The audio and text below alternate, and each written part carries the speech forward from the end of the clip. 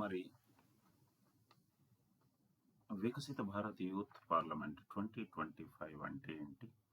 దీని యొక్క చారిత్రక ప్రభావం ఎలా ఉంది అనేది ఒకసారి గమనించినట్టయితే, national youth parliament festival NYPF అనేది 2019వ సంవత్సరం నుంచి ప్రతి సంవత్సరం నిర్వహించబడుతోంది. జాతీయ యువ పార్లమెంటు ఉత్సవం. దీని ప్రధాన ఉద్దేశం భారత యువతకు జాతీయ అంశాలపై మాట్లాడే వేదికను కల్పించడం.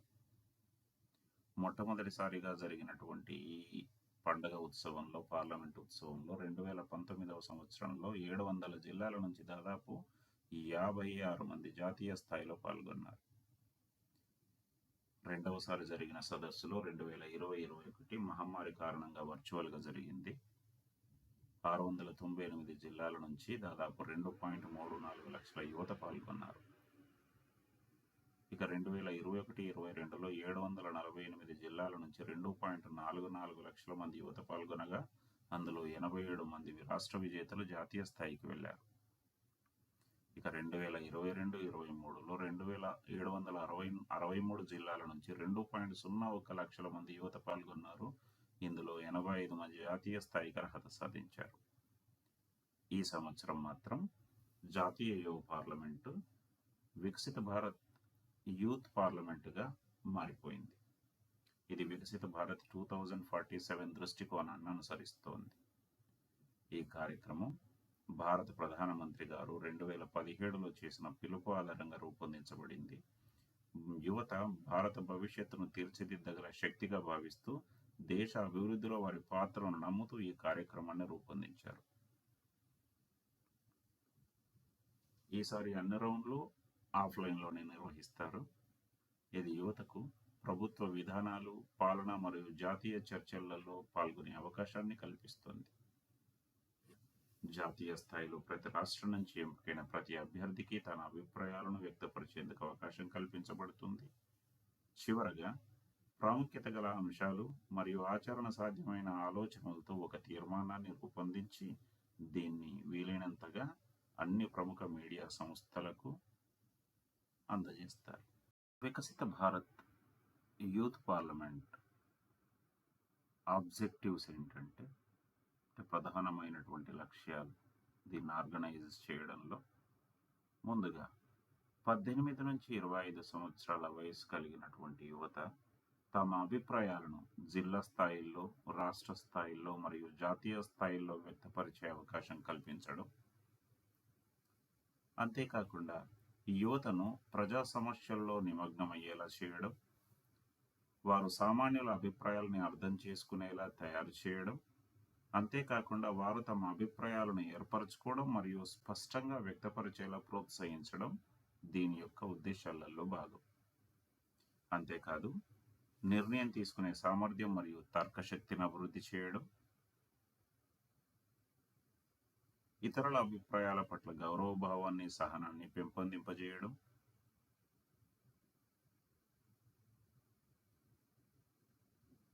క్రమ పద్ధతిలో ప్రభావవంతంగా ఏదైనా చర్చను నిర్వహించడానికి నియమాలను గౌరవించడం, అవసరం అనే అవగాహనను పెంపొందింపజేయడం మరియు కామన్ మ్యాన్ ఆలోచనను అర్థం చేసుకోవడానికి, వారు తమ అభిప్రాయాలను ఏర్పరచుకొని వాటిని పద్ధతి ప్రకారం వ్యక్తపరిచేలా ప్రోత్సహించడానికి ఇది సహాయపడుతుంది. అంతేకాకుండా విధాన రూపకర్తలు మరియు అమలు చేసేవారికి వారి అభిప్రాయాలను అందుబాటులో ఉంచి వాటిని ముందుకు తీసుకుపోయేందుకు అవకాశం కల్పింపజేయడం ఈ ప్రోగ్రాం యొక్క ప్రధానమైనటువంటి objectives. To hear the voices of youth between 18 to 25 years of age through deliberations at district, state and national levels, to encourage the youth to engage with public issues, understand the common man's point of view, form their opinions and express them in an articulate manner, to develop and enhance decision-making abilities, to develop in them respect and tolerance for the views of others, to develop in them an understanding that respect for rules is essential for conducting any discussion systematically and effectively, to obtain and document their opinions on the vision of Viksit Bharat and to make available their views to policy makers and implementers to take it forward. So ఇవి ప్రధానమైనటువంటి objectives. వికసిత Bharat youth parliament 2025లో పాల్గొనడానికి నిర్దేశించబడ్డటువంటి ప్రమాణాలు, criteria ఏంటంటే, ఇందులో 18 నుంచి 25 సంవత్సరాల వయస్సు కలిగినటువంటి ఫిబ్రవరి 24, 2025 నాటికి 18 సంవత్సరాల నుంచి 25 సంవత్సరాల వయసు ఉన్నటువంటి యువత మాత్రమే అర్హులు. వారు కూడా రిజిస్ట్రేషన్ సమయంలో కరెక్ట్ ఇన్ఫర్మేషన్ ఇవ్వాలి. ఫాల్స్ ఇన్ఫర్మేషన్ ఇస్తే వాళ్ళ రిజిస్ట్రేషన్ రద్దు చేయబడుతుంది, వాళ్ళు డిస్క్వాలిఫై అవుతారు వికసిత భారత్ యూత్ పార్లమెంట్లో పాల్గొనడం దగ్గర నుంచి. అంతేకాకుండా మహిళలకు మరియు మార్జినలైజ్డ్ సెక్షన్ నుంచి వచ్చేటటువంటి యువతకి ఎంకరేజ్మెంట్ ఉంటుంది mostly. So the youth to participate in youth parliament must be between 18 to 25 years of age as of 24th February 2025. And the representation of women and others from marginalized sections should be encouraged. 2025కి సంబంధించిన ముఖ్య విషయాలు ఏమిటంటే, మొదటి దశలో అంటే nodal జిల్లా పరిధిలో ఆ ఇన్స్టిట్యూషన్ లెవెల్లో మొదటి దశలో విద్యార్థులు, యువత, వాట్ డస్ వికసిత భారత్ మీన్ టు యూ, వికసిత భారత్ అంటే మీకు ఏమిటి అనే అంశంపై 1 నిమిషం వీడియోను అప్లోడ్ చేయాలి. నోడల్ డిస్ట్రిక్ట్ పరిధిలో అప్లై చేసిన క్యాండిడేట్స్ అందరిలో నుంచి ఒక 150 మంది విద్యార్థుల్ని సెలెక్ట్ చేస్తారు. 150 మంది యువతని సెలెక్ట్ చేసి డిస్ట్రిక్ట్ లెవెల్ కాంపిటీషన్ పెడతారు. ద డిస్ట్రిక్ట్ లెవెల్లో 1 nation 1 election paving the way for వికసిత భారత్, 1 నేషన్ 1 ఎలక్షన్ వికసిత భారత్ కోసం మార్గం అనే అంశంపై 3 నిమిషాల వీడియోను రికార్డ్ చేసి వాళ్ళు అక్కడ ప్రజెంట్ చేయాల్సి ఉంటుంది. తర్వాత స్టేట్ లెవెల్లో భారత రాజ్యాంగం 75 సంవత్సరాల ప్రయాణం, 75 years of Indian Constitution, 75 years of the Indian Constitution, a journey of rights, duties and progress, the 11 Sankalpa of Samvidhan Divas, a pledge to strengthen India's constitutional values అనే అంశంపై వాళ్ళు ప్రజెంటేషన్ ఇవ్వాల్సి ఉంటుంది. ఆ తర్వాత జాతీయ స్థాయిలో 1 nation 1 election, simplifying democracy, amplifying progress, ensuring stability. 1 nation 1 election ప్రజాస్వామ్యాన్ని సరళీకరించడం అనేటటువంటి అంశంపై వాళ్ళు జాతీయ స్థాయిలో అంటే రాష్ట్ర నోడల్ స్థాయిలో 150 మందిని సెలెక్ట్ చేసి అక్కడి నుంచి 10 మందిని రాష్ట్ర స్థాయికి పంపిస్తారు. రాష్ట్ర స్థాయిలో 10 మంది నుంచి 3 జాతీయ స్థాయికి పంపిస్తారు పిల్లలు. సో రాష్ట్ర స్థాయిలో వచ్చినటువంటి వాళ్ళకి తగిన పురస్కారాలు లభిస్తాయి. ఇది ముఖ్యమైనటువంటి టాపిక్స్. ఇక అసెస్మెంట్ క్రైటీరియా ఏంటంటే, మూల్యాంకన ప్రమాణాలు. The evaluation criteria for the selection of the speakers at the Viksit Bharat Youth Parliament is mentioned in the table below. Particulars, description and marks. Content కి సంబంధం, రిలెవెన్స్, కంటెంట్ రిలెవెన్స్, అంశానికి అనుగుణంగా వివరాలు కనుక ఉంటాయి, వెల్ రీసెర్చ్డ్ ఉండాలి, factual and relevant points addressing the assigned topic, ఇచ్చిన topic కి సంబంధించినటువంటి రెలెవెంట్ డేటా కనుక వాళ్ళు ప్రజెంట్ చేయగలిగితే దానికి 20 మార్కులు ఉంటాయి. క్లారిటీ అండ్ స్ట్రక్చర్, స్పష్టత మరియు నిర్మాణము, తర్కబద్ధంగా ప్రవేశం, మధ్యభాగం, ముగింపు. ప్రవేశం అంటే ఇంట్రడక్షన్ ఉండగలిగితే, logic flow and organisation with a clear introduction, body and conclusion ఉంటే మనకు 15 మార్కులు ఉంటాయి దానికి. ఆ తర్వాత verbal communication and body language, మాటల రూపకల్పన మరియు శరీర భాషకి స్పష్టమైన వాయిస్ ఉండాలి మరియు శరీర భాష కూడా మనం మాట్లాడే మాటలకు అనుగుణంగా ఉండగలిగితే, effective verbal delivery with strong emphasis and modulation, దానికి 25 మార్కులు ఇస్తారు. తర్వాత ఇన్నోవేషన్ అండ్ క్రియేటివిటీ, సృజనాత్మకత, unique and insightful approach to the topic. మన విషయం వినూత్నంగా ఉండి అపురూపమైన అభిప్రాయాన్ని కనుక మనం వ్యక్తం చేసినట్లయితే దానికి 20 మార్కులు అలాట్ చేస్తారు. దెన్ లాంగ్వేజ్ అండ్ ఫ్లూయెన్సీ, భాషా ప్రావీణ్యం, కమాండ్ ఓవర్ అవర్ లాంగ్వేజ్. మీరు ఏ భాషలోనైనా మాట్లాడవచ్చు. తెలుగు అయితే తెలుగు భాష మీద కమాండ్ ఉండాలి, ఇంగ్లీష్ అయితే ఇంగ్లీష్లో డామినెన్స్ కనబడాలి మనకు ఆ లాంగ్వేజ్ పట్ల. ఆ తర్వాత మీరు ఏ భారతీయ భాషను తీసుకున్నా సరే దాంట్లో మనకు కమాండ్ ఉండాలి, ప్రొనౌన్సియేషన్ కరెక్ట్గా ఉండాలి, మరియు స్పీచ్ ఫ్లూయెంట్గా ఉండాలి. పదాల ధారాళంగా పదాలు వస్తూ పోవాలి, సరైన ఉచ్చారణ ఉండాలి, ప్రవాహంలాగా మన స్పీచ్ కనుక ఉండగలిగితే దానికి 10 మార్కులు ఇస్తారు. దెన్ అడహరెన్స్ టు టైం, సమయపాలన, 3 నిమిషాల వ్యవధిలో పూర్తి చేయాలి. Effective use of the allotted 3 minutes without significant deviation కనుక ఉంటే మనకు 10 మార్కులు ఇస్తారు. అంటే వీలైనంత వరకు 3 నిమిషాలను పర్ఫెక్ట్గా మనం వాడుకోవాలి. 3 నిమిషాల లోపల ప్రసంగాన్ని పూర్తి చేయడము, 3 నిమిషాలు దాటినా ప్రసంగం పూర్తి కాకపోవడము ఉంటే మనకు మార్కులు తగ్గిపోయే ప్రమాదం ఉంది. ఇలా మొత్తం 100 మార్కులకు అసెస్మెంట్ జరుగుతుంది. ఎక్కువ మార్కులు వచ్చినటువంటి విద్యార్థుల్ని మనకి సెలెక్షన్కి, అంటే ఒక లెవెల్ నుంచి మరొక లెవెల్కి సెలెక్ట్ చేస్తూ పోతుంటారు. ఇక tie breaker rule, in case ఒకవేళ సమానమైన స్కోర్ కనుక వచ్చినప్పుడు ఒక అదనపు ప్రశ్న అడుగుతారు. ఆ అదనపు ప్రశ్న 10 మార్కులకు మూల్యాంకనం జరుగుతుంది. ఎవరికి ఎక్కువ మార్కులు వస్తే వాళ్ళు winners. So in case 2 or more candidates score same points in any particular round, a spontaneous question relevant to the topic will be asked for a quick, adept and relevant response which will be evaluated out of 10 points. దాని ఆధారంగా selection అనేది జరుగుతుంది. క్రమ నమూనా ఎలా ఉంటుంది అంటే, the Vikasita Bharat Youth Parliament 2025 will be held in 3 stages in physical mode. ఇది 3 స్టేజీలలో జరుగుతుంది. ఫస్ట్దేమో డిస్ట్రిక్ట్ లెవెల్లో జరుగుతుంది, ఫస్ట్ రౌండ్ 300 నోడల్ డిస్ట్రిక్ట్స్లో. సెకండ్దేమో స్టేట్ లెవెల్లో జరుగుతుంది, థర్డ్దేమో నేషనల్ లెవెల్లో జరుగుతుంది.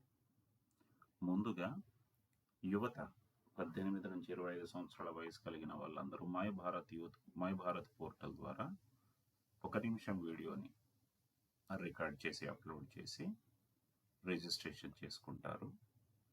అలా రిజిస్ట్రేషన్ చేసుకున్నటువంటి క్యాండిడేట్స్ అందరిలో నుంచి ప్రతి నోడల్ జిల్లా నుంచి ఒక 150 మంది క్యాండిడేట్స్ని సెలెక్ట్ చేసుకుంటారు. ప్రతి నోడల్ జిల్లా నుంచి 150 మంది క్యాండిడేట్స్ని సెలెక్ట్ చేసుకొని ఆ 150 మందికి 3 నిమిషాల ఫిజికల్ స్పీచ్, అంటే ఫిజికల్ మోడ్లో ప్రజెంటేషన్ 3 నిమిషాలు మాట్లాడేందుకు అవకాశాన్ని కల్పిస్తారు. మనం 1 నిమిషం వీడియోనేమో what does Viksit Bharat mean to యూలో తయారు చేసి అప్లోడ్ చేస్తాం. కానీ డిస్ట్రిక్ట్ లెవెల్లో 3 నిమిషాలు మనతో ముందుగా మాట్లాడిస్తారు. ఈ మాట్లాడడం అనేది ఇంగ్లీష్ భాషలో కానీ, హిందీ భాషలో కానీ, అస్సామీ, బెంగాలీ, గుజరాతీ, కన్నడ, మలయాళం, మరాఠీ, ఒడియా, పంజాబీ, తమిళ్, తెలుగు భాషలలో ఉంటుంది. సో ఇలా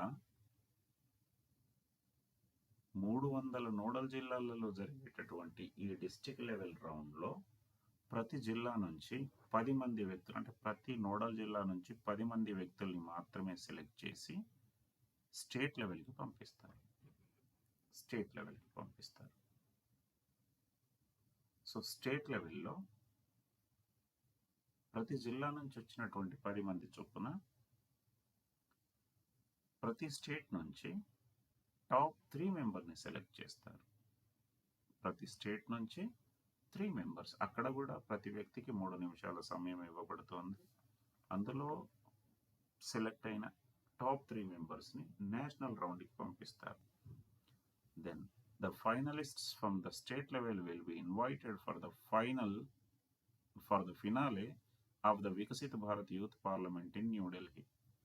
రాష్ట్ర స్థాయిలో సెలెక్ట్ అయిన ప్రతి రాష్ట్రం నుంచి సెలెక్ట్ అయిన 3 జాతీయ స్థాయిలో పోటీ పడతారు. జాతీయ స్థాయిలో జాతీయ నాయకులతో ప్రత్యేక సమావేశాలు జరుగుతాయి అక్కడ. Unlike previous editions where only state winners participated, all selected candidates will engage in parliamentary deliberations through different sessions. The event will facilitate interactions with policymakers, mentors, and national leaders, and broadening participants' perspectives. So, ఇలా వారి యొక్క ఆలోచన విధానం develop అవ్వడానికి ఈ కార్యక్రమం సహాయపడుతుంది. So national లెవెల్లో విన్నర్స్ అయినటువంటి వ్యక్తులకి సరైనటువంటి ప్రోత్సాహకాలు ఉంటాయి.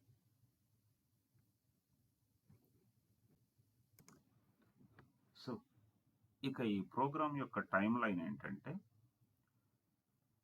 26th ఫిబ్రవరి నైట్ 12 గంటల నుంచి, అంటే 27th ఫిబ్రవరి ఎర్లీ మార్నింగ్ అవర్స్ నుంచి 9th మార్చ్ 2025 వరకు మై భారత్ పోర్టల్లో మనం రిజిస్ట్రేషన్స్ చేసుకోవాలి.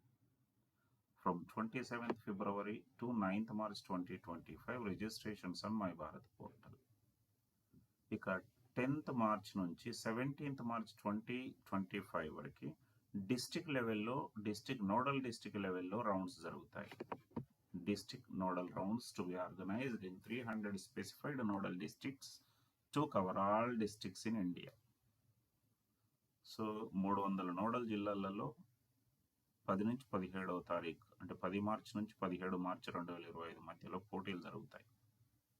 ఇక్కడ నుంచి ప్రతి నోడల్ జిల్లా నుంచి 10 మంది చొప్పున స్టేట్ లెవెల్కి ఎంపిక కాబడతారు. నెక్స్ట్ 17th మార్చ్ నుంచి 24th మార్చ్ 2025 వరకు రాష్ట్ర స్థాయిలో పోటీలు జరుగుతాయి. వికసిత Bharat youth parliament state round 17th March నుంచి 24th మార్చ్ వరకు. దెన్ 28th మార్చ్ నుంచి 30th మార్చ్ 2025 వరకు వికసిత Bharat youth parliament national round ఢిల్లీలో జరుగుతుంది. అంటే 27th నుంచి 9th వరకు జిల్లా లెవెల్లో రిజిస్ట్రేషన్స్ ఉంటాయి. వాటిల్లో నుంచి 150 మందిని డిస్ట్రిక్ట్ నోడల్ కాంపిటీషన్స్కి ఇన్వైట్ చేస్తారు. అవి 10 నుంచి 17 వరకు జరుగుతాయి. 27 నుంచి 9 వరకు జరిగేదేమో మై భారత్ పోర్టల్లో 1 minute వీడియో ద్వారా ప్రజెంటేషన్. కానీ 10 నుంచి 17 వరకు డిస్ట్రిక్ట్ లెవెల్లో జరిగేది మాత్రం ఫిజికల్ మోడ్లో జరుగుతుంది. ఆ తర్వాత ప్రతి జిల్లా నుంచి 10 మంది చొప్పున స్టేట్ లెవెల్కి క్వాలిఫై అవుతారు. అది 17 నుంచి 24 వరకు జరుగుతుంది. అక్కడ కూడా 3 నిమిషాల ప్రజెంటేషన్ ఇవ్వాల్సి ఉంటుంది. ఇక్కడ సెలెక్ట్ అయినటువంటి వాళ్ళల్లో ప్రతి స్టేట్ నుంచి 3 నేషనల్ లెవెల్కి ఫార్వర్డ్ చేస్తారు. ఇక్కడ కూడా వాళ్ళు 3 నిమిషాలు వాళ్ళకి ఇచ్చిన టాపిక్ మీద అనర్గళంగా మాట్లాడాల్సి ఉంటుంది. ఇక లాంగ్వేజెస్కి సంబంధించి పార్టిసిపేట్ చేసేటటువంటి యువత వాళ్ళు డిస్ట్రిక్ట్ నుంచి స్టేట్ లెవెల్ వరకు వికసిత భారత్ యూత్ పార్లమెంట్కు సంబంధించి హిందీలో కానీ, ఇంగ్లీష్లో కానీ, అస్సామీ, బెంగాలీ, గుజరాతీ, కన్నడ, మలయాళం, మరాఠీ, ఒడియా, పంజాబీ, తమిళ్, తెలుగు భాషలలో ఏ భాషలోనైనా తమ ప్రజెంటేషన్ ఇవ్వచ్చు. ఇక న్యాయ నిర్ణేతలుగా ఎవరున్నారు అంటే,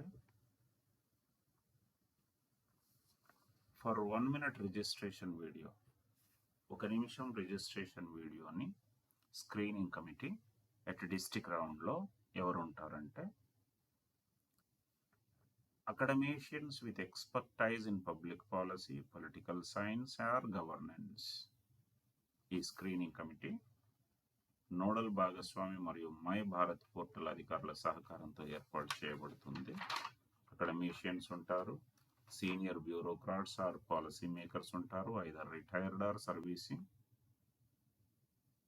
తర్వాత ప్రముఖ యువ నాయకులు మరియు సామాజిక శ్రేయోభిలాషులు ఉంటారు, prominent youth leaders or social entrepreneurs. తర్వాత ఎమ్మెల్యేస్ అండ్ స్టేట్ మినిస్టర్స్ కూడా ఉంటారు డిస్ట్రిక్ట్ రౌండ్. ఆ తర్వాత స్టేట్ లెవెల్లో, స్టేట్లో హానరబుల్ స్పీకర్ ఆర్ గవర్నర్ ఉంటారు, state secretary of sports and youth affairs రాష్ట్ర యువత మరియు క్రీడల విభాగం కార్యదర్శి ఉంటారు.